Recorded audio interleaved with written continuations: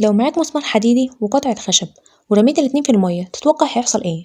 الواقع بيقول إن قطعة الخشب رغم إن حجمها كبير هتكون عندها القدرة إنها تطفو فوق المية، لكن المسمار رغم حجمه الصغير هتلاقيه نزل في القاع، وده السبب اللي بيخلينا نصنع المراكب والسفن من الأخشاب.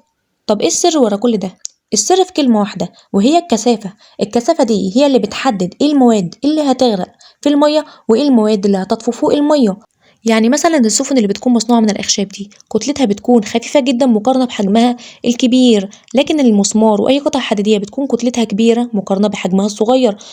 وكمان الأخشاب بتكون المسافات البينية اللي جواها واسعة فبتمتلى بالهواء، عشان كده بتقدر تطفو فوق المية، وده اللي بيخلي كثافتها قليلة. على عكس القطعة الحديدية بتكون المسافات البينية اللي جواها ضيقة جدا فكثافتها بتكون عالية، وده السبب اللي بيخليها تغرق في قلب المية. تفتكروا ليه بقى البرتقانة اللي بقشرها بتطفو والمتقشرة بتغرق؟ جاوب في الكومنتات.